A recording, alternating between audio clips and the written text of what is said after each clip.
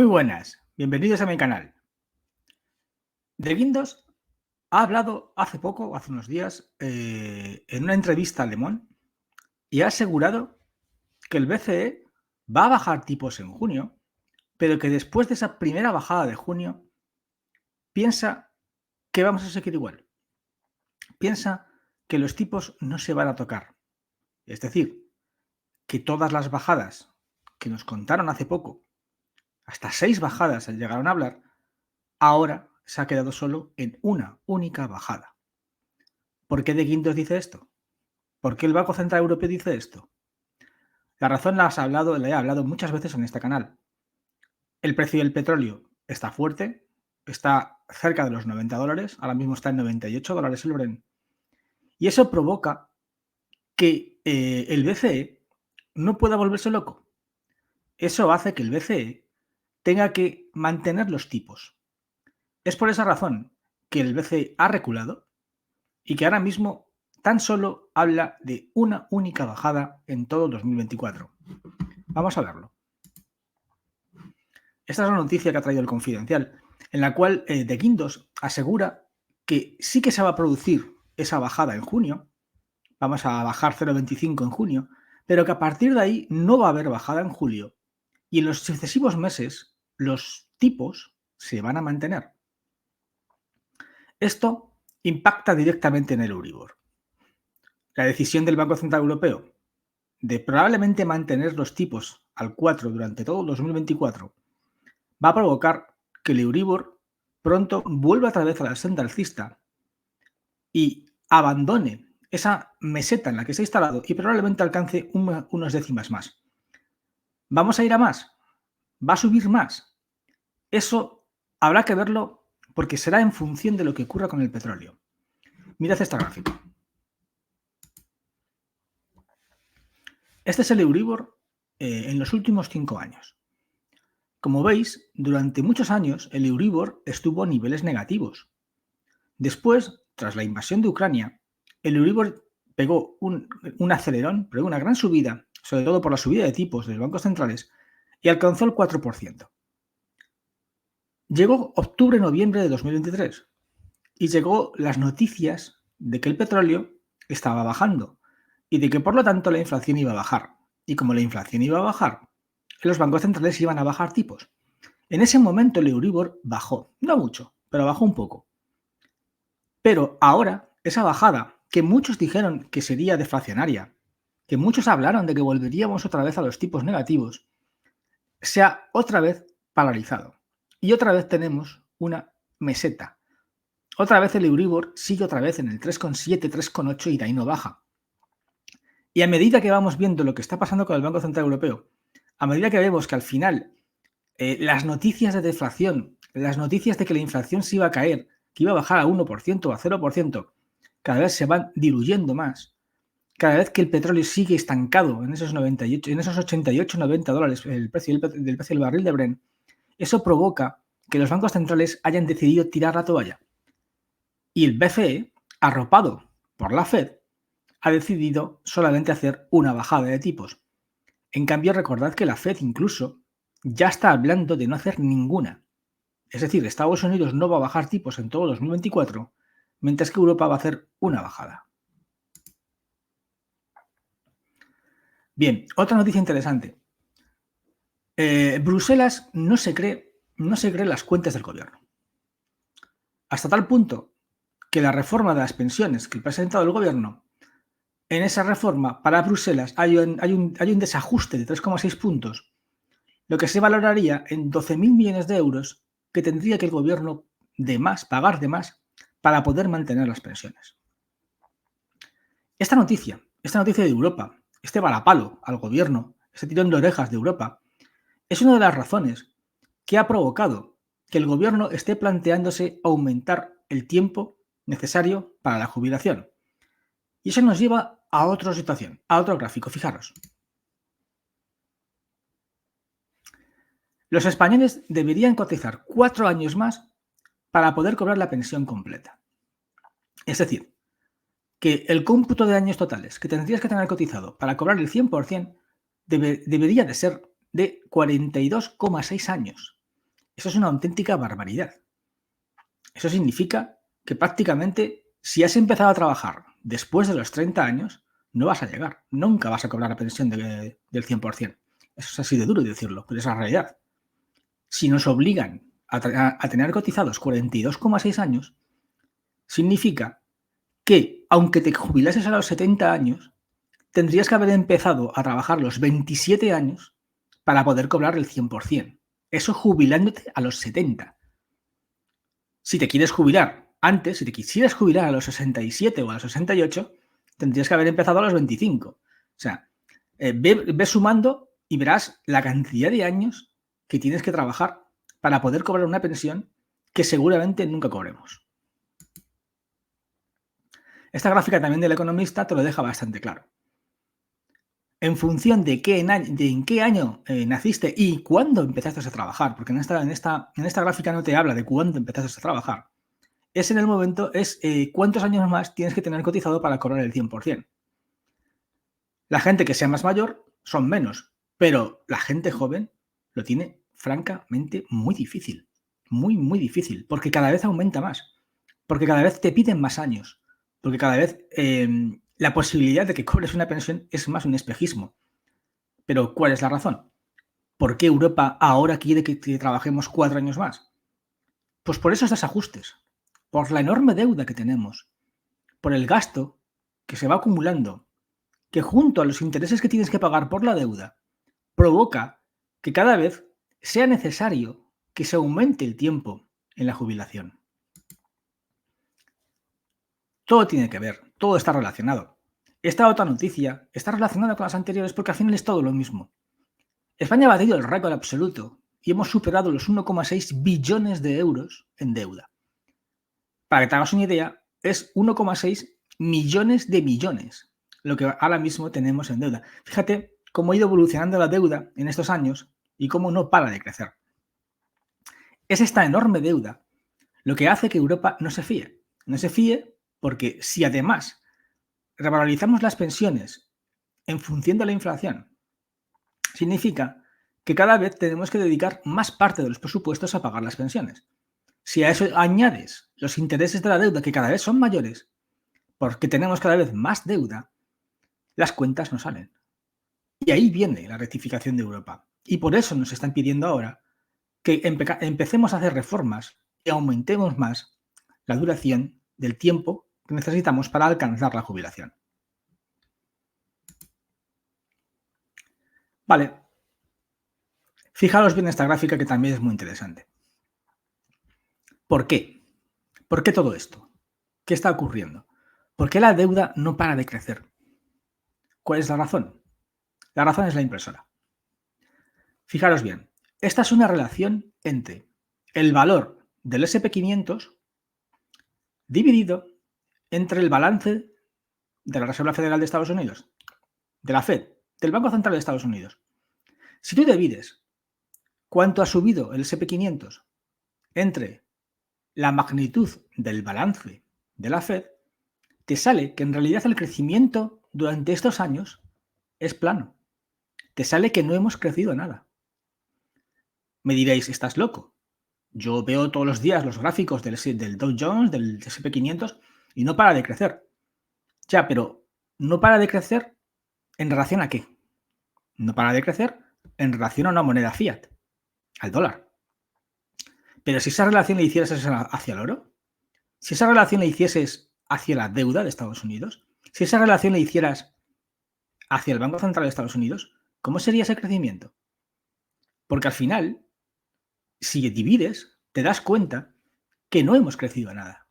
Te das cuenta que la subida de la bolsa realmente es impresora. Es la inyección que hacen los bancos que se acumula directamente en los activos.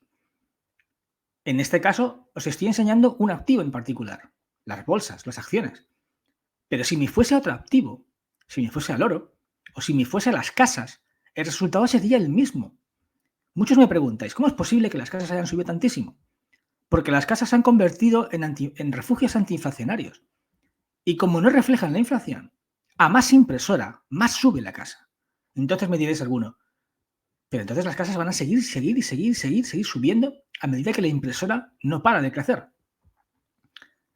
Probablemente sí, hasta que se produzca un impacto, hasta que se produzca un enorme desempleo que provoque que ese crecimiento se pare.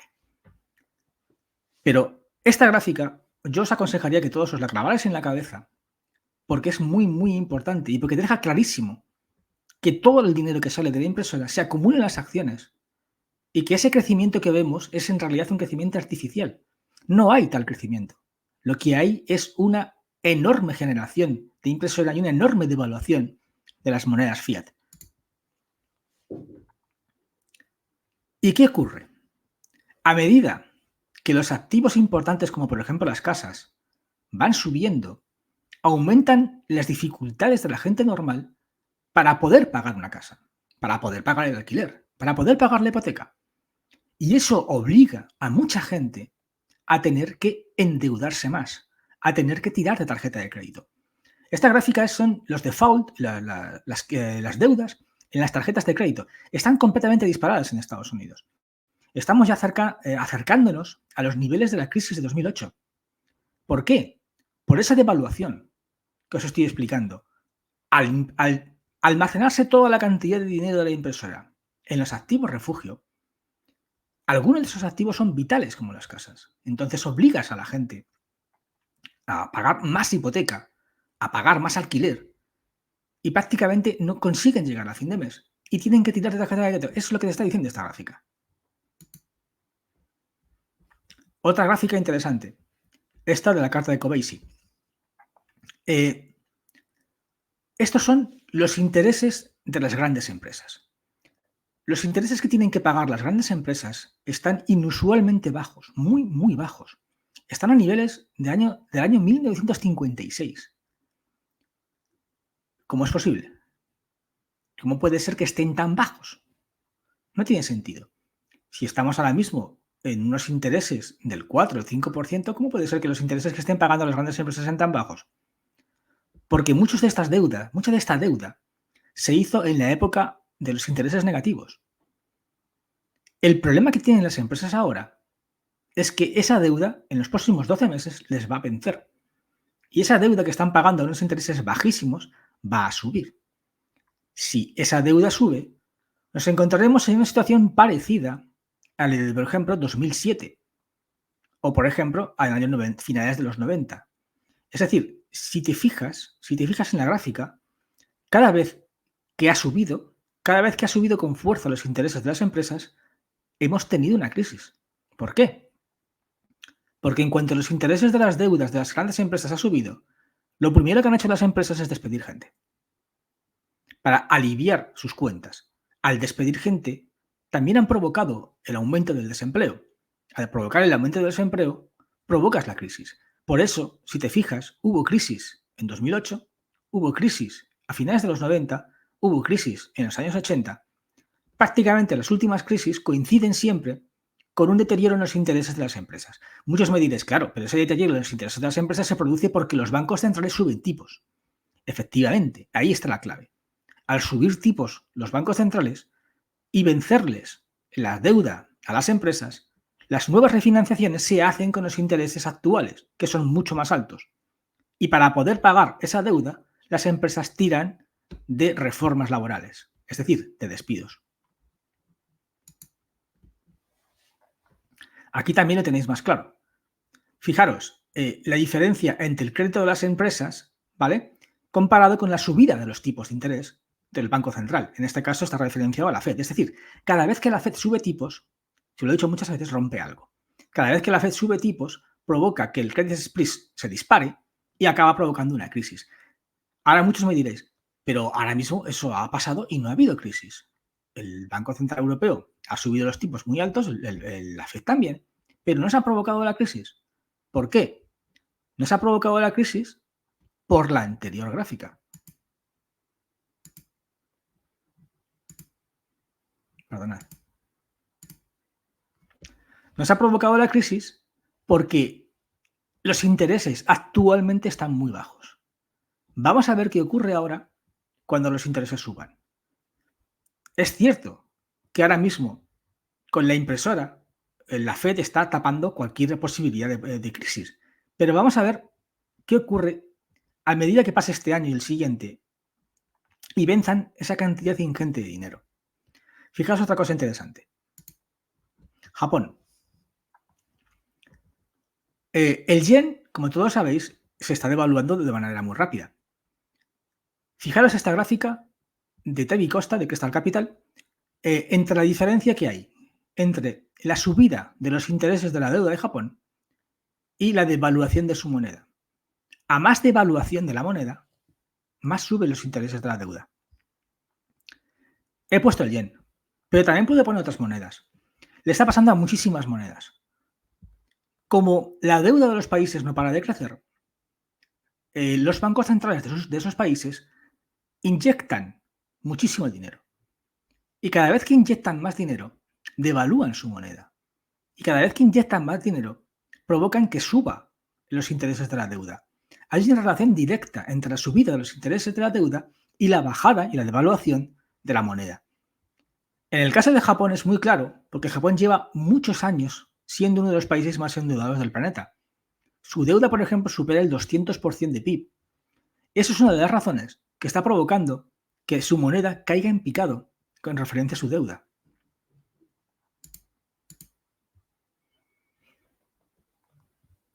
Bien, otra gráfica muy interesante.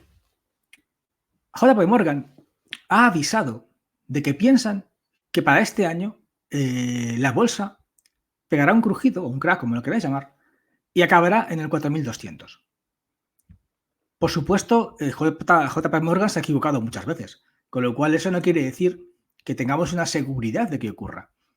Pero sí que es una advertencia. Sí que es una advertencia, porque es verdad que se están empezando a ver cosas raras en la bolsa.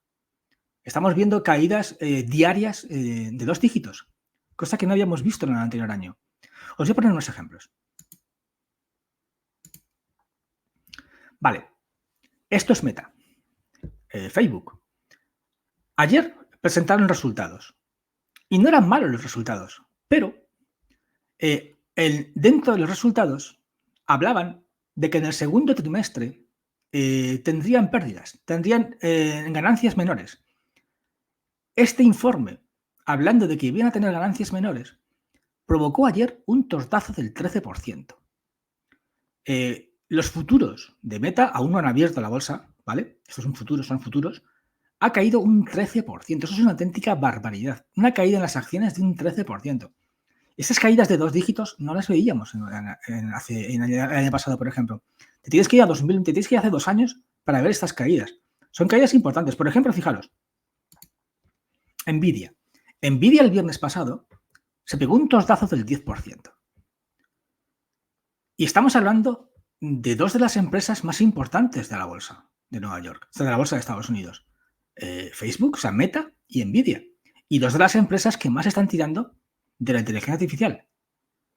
Meta y Nvidia. Una cayó un 10% en un solo día y la otra cayó un 13%. ¿Quiere decir esto que estamos cerca de una caída en la bolsa?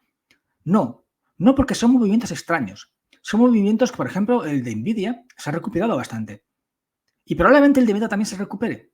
Pero para mí son advertencias. Son advertencias de que hay bastante nerviosismo y cualquier dato provoca ya caídas brutales. Por ejemplo, para que os hagáis una idea, la caída de Meta, la caída de Nvidia fue de 212.000 millones de dólares en capitalización. Para que os hagáis una idea, eso es casi la mitad de los presupuestos de España.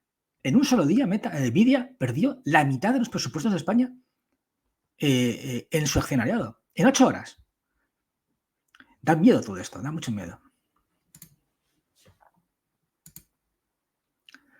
Vale, os traigo aquí ahora unas gráficas de Game of Thrones sobre la inversión de la curva. Si habéis visto mis vídeos, si habéis seguido mi canal, os dije en su momento que una forma de saber si nos acercábamos a una crisis era mirando 3 variables: desempleo, inversión de curva y bajada de tipos.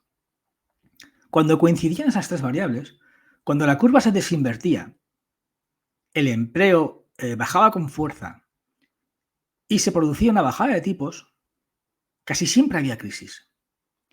Bien, actualmente estamos en uno de los momentos más longevos en la inversión de curva.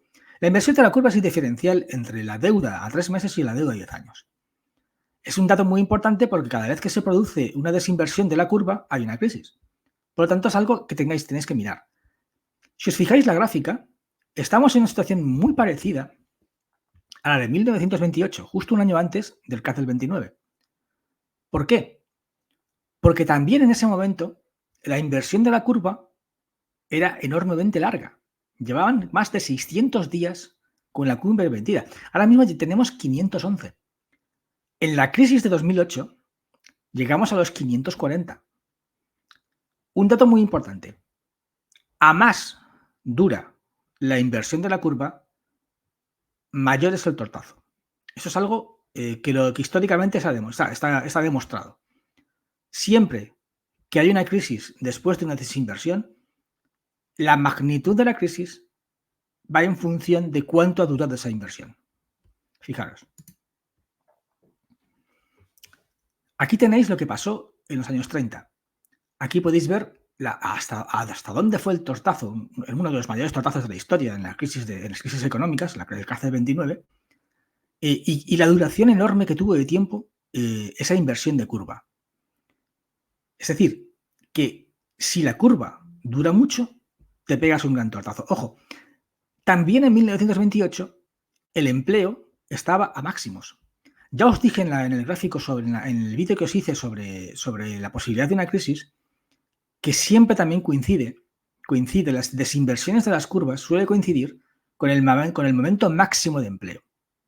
Y es cuando ese momento máximo pasa, cuando empieza a haber desempleo, cuando te acercas a la crisis. Fijaros aquí, por ejemplo, en esta también gráfica de que mostréis, cómo te está indicando que cuando la desinversión de la curva se produjo en el crack de 2008, en ese momento el tortazo llegó al 60%. ¿Por qué? Porque había durado 540 días. Pero todos esos tortazos, normalmente, ¿quién los produce? Pues normalmente suelen coincidir con subidas muy fuertes del precio del petróleo. Ya os dije que al final el precio del petróleo era el gran indicador, el gran generador de todo. Lo podéis ver en la gráfica. Cada vez que el precio del petróleo se dispara, acaba provocando una crisis. ¿Por qué? Porque acaba creando inflación. Acaba generando inflación. Acaba provocando que los bancos centrales suban tipos. Y cuando los bancos centrales acaban subiendo tipos, si esa subida de tipos dura mucho tiempo, acaban destruyendo la economía y acaban provocando una crisis. Lo podéis ver claramente como hay una coincidencia entre las crisis y las subidas del precio del petróleo. Vale. Ahora muchos me diréis, el precio del petróleo subió muchísimo en 2022, pero no hubo crisis. No hubo crisis, pero sí que tuvimos una subida enorme de los tipos de interés. Una subida enorme de los tipos de interés que se mantiene todavía. Y otros diréis, ¿y por qué no ha habido crisis? Porque todavía no hemos llegado a dos de los factores que son necesarios. Que caiga el empleo y que se produzcan que se produzca la desinversión de la curva. Vale. Otra gráfica interesante que he visto y que me gusta y me quería traeros a vosotros aquí es esta gráfica del Instituto Nacional de Estadística sobre el consumo de carne en España. En 15 años, el consumo de carne de vacuno en España ha caído un 40%. Un 40%, es una auténtica barbaridad la caída del consumo de carne. Aquí ya entramos en el terreno de la especulación. Muchos me diréis que el consumo de carne ha caído sencillamente porque la gente quiere comer más sano, se cuida más y ya no come tanta carne roja. Otros me diréis que el consumo de carne ha caído por su precio, porque con el tema de Ucrania, con el tema de la subida de la inflación, el consumo del precio de la carne ha subido muchísimo y cada vez cuesta más a la gente comer carne, pues sencillamente porque nos hemos empobrecido. Porque al cada vez ser más pobres, pues cada vez tenemos menos capacidad de comprar carne muy cara y acabamos comprando carne más barata. Cada uno que crea lo que quiera. En esto, luego ahora en el turno de preguntas, pues podéis hablar y comentar eso si queréis. Aquí ya, cada uno que crea lo que quiera. Pueden ser por muchos factores, pero a mí me parece un dato interesante y lo he traído.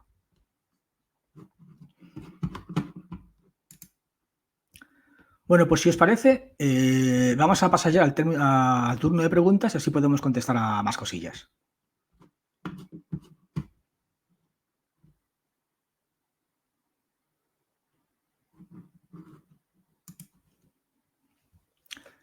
Tony94.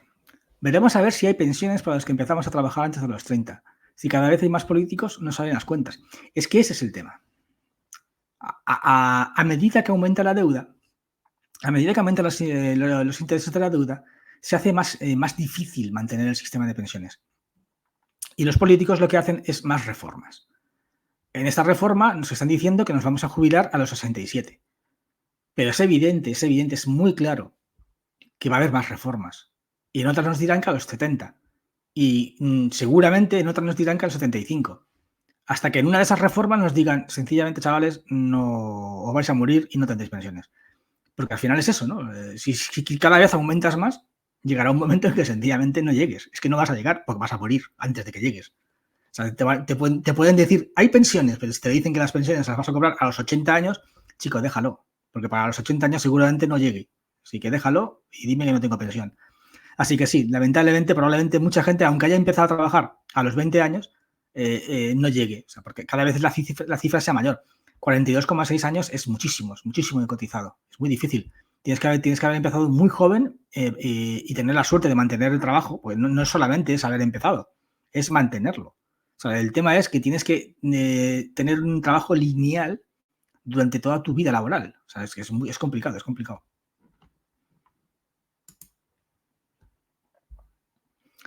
¿Cómo es posible que la gente en Estados Unidos viva de crédito? Pues porque no te queda otra opción. Yo lo puedo entender. O sea, si al final tienes que vivir, tienes que comer, tienes que pagar el alquiler, tienes que pagarle la hipoteca, tienes que pagar los niños, y no puedes, no llegas, pues tendrás que tirar de crédito. El crédito en Estados Unidos está mucho más arraigado que aquí. Ellos inventaron el crédito, la tarjeta de crédito.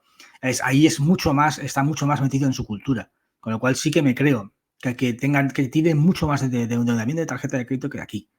Y porque probablemente no les quede más remedio. Ten en cuenta que la sanidad allí no es privada. Entonces, al final son una enormidad de gastos que provocan, pues eso, que me crea esas cifras y esas brutales intereses en las tarjetas de crédito.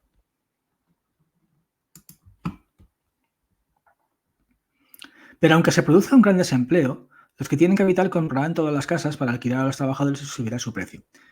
Bueno, eso no pasó en la anterior crisis. En la anterior crisis hubo un gran desempleo y el precio de las casas cayeron.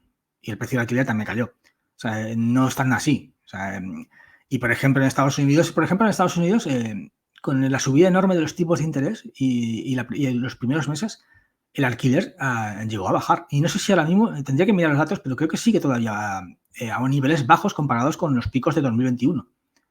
Por tanto, no estoy de acuerdo contigo. Si se producen, por ejemplo, 5 o 6 millones de parados, sencillamente la economía se hunde y al final acaba tirando los precios de las casas y los alquileres, estoy convencido. Lo que pasa es que ahora mismo eso no va a ocurrir y no está ocurriendo porque sigue habiendo empleo. Ahora, si no hay empleo, la cosa cambia mucho.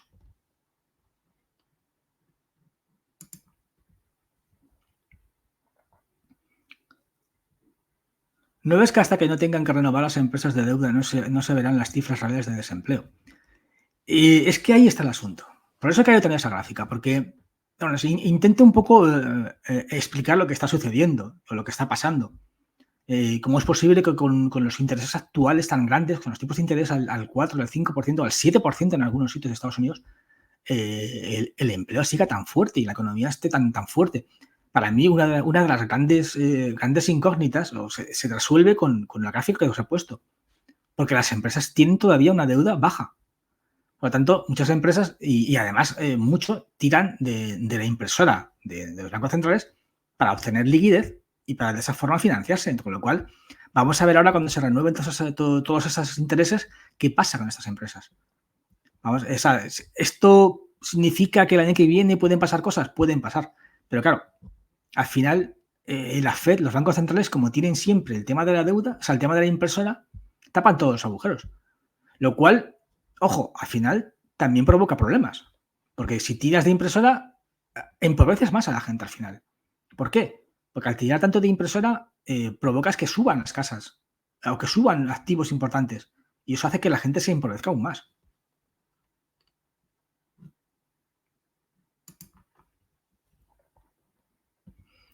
¿Qué pasará a corto o medio plazo con el precio de la vivienda y con los intereses? Es lo que he explicado. Si los bancos centrales siguen tirando de impresora, el precio de las casas va a seguir subiendo. Es así, o sea, lo digo. Hace unos años, por ejemplo, dije que yo preveía que dentro de 5 años o 4 o 5 años se produciese una gran caída en el desempleo, una gran subida en el desempleo, perdonad, entonces es cuando veríais bajada de precios de las casas importantes. Y es un poco lo que ha pasado. Hemos tenido un año en el cual apenas se han concedido hipotecas, o sea, hemos tenido una gran bajada en la concesión de hipotecas, recuperada un poco con el optimismo de finales de 2023, pero el precio se ha mantenido muy plano, bastante plano. Fíjate la gráfica que os traje, en un año un 3%, o sea, una subida del 3% es poco en un año. ¿Y en qué zonas? Seguro en qué zonas. Por ejemplo, en Madrid el precio de las casas había bajado. Y es por el enorme precio y la tensión que hay ahora mismo en el precio. Entonces, ¿qué va a ocurrir? Va a depender muchísimo de lo que pase con el petróleo. Muchísimo. O sea, si el petróleo se dispara, si al final nos vamos a más de 100, entonces sí que la cosa se podría poner muy fea. Añádelo al tema de la deuda y añádelo el tema de los intereses de las empresas, sí que podrías acabar provocándose una crisis, ¿no? Vamos a ver qué ocurre al final. Si no es así, si el precio del petróleo no sube, si el precio del petróleo incluso baja y se va a menos de 80, entonces los intereses van a bajar. Y lamentablemente para los que queráis comprar, pues sí, el precio va a subir de las casas. Si los tipos de interés bajan, el precio va a subir.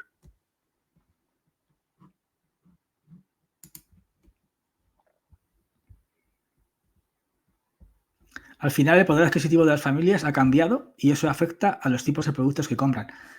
Yo pienso que sí. Yo ya te digo, es que aquí puede haber muchas teorías. O sea, habrá mucha gente pues que defienda que no, que defienda que la carne ha caído por el tema de, pues, por lo de las vacas locas, pues por el tema de la salud, porque ahora la gente se cuida más. Y habrá otros que piensen que es un indicador de esa devaluación en la vida que estoy diciendo, ¿no? Que como cada vez nuestros sueldos, acuérdate de la gráfica que te puse de cómo nuestro sueldo en oro había caído un 600% desde los años 2000. Si hiciéramos la misma comparativa con el precio de la carne, a lo mejor podríamos sacar ahí conclusiones. ¿No podría ser que al devaluarse la vida de la gente, acabe la gente comprando carnes más baratas, sencillamente porque ven muy caro la ternera? No lo sé. Bueno, no sé si tenéis alguna última pregunta y si no lo dejamos ya. Sabéis si queréis hablar algo más y si no, pues ya lo dejamos hasta el siguiente programa. Una última pregunta. Soy madre de familia numerosa y ya no da el sueldo para la ternera. Yo pienso como tú. Yo pienso que esa gráfica indica más eso que otra cosa. Indica un poco lo que está pasando, ¿no? Como la impresora de los bancos centrales provoca que se encarezcan los activos, provoca que, por ejemplo, la vivienda suba muchísimo y hace que, en cambio, los sueldos que no están ligados a esa subida se empobrezcan más. La gente cada vez con su sueldo tiene menos y como tiene menos, compra menos carne de ternera.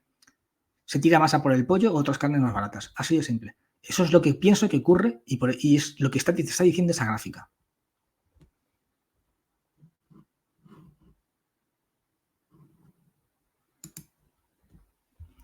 ¿Crees que podrían subir los tipos en vez de bajar?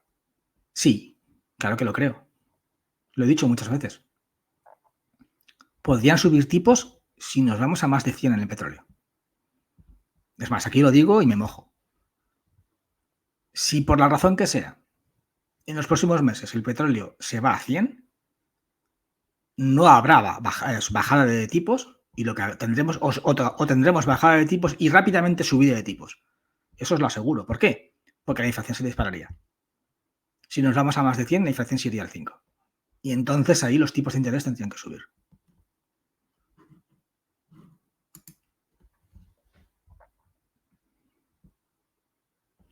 En Argentina tuvimos aumento de alquiler del 300% de alimentos, ni hablar, claro. La devaluación de la moneda argentina ha sido brutal. Ahí ni te cuento. Ahí ni te cuento. Entonces, claro, es que ese es el gran temor, ¿no? El gran miedo. El tema de las monedas fiat, ese es el problema. El problema es que como tiran todo de impresora y lo intentan tapar todo con impresora, acaban destruyendo la economía de la gente. Entonces llegas a una situación como la que llegó Argentina, en la que prácticamente pues eso, no puedes vivir. Sencillamente no puedes vivir. De un día para otro los precios de los alimentos suben una barbaridad y es que no te da. No te da. O sea, o los sueldos suben a la misma velocidad, cosa que no ocurre, y entonces te conviertes en mucho más pobre.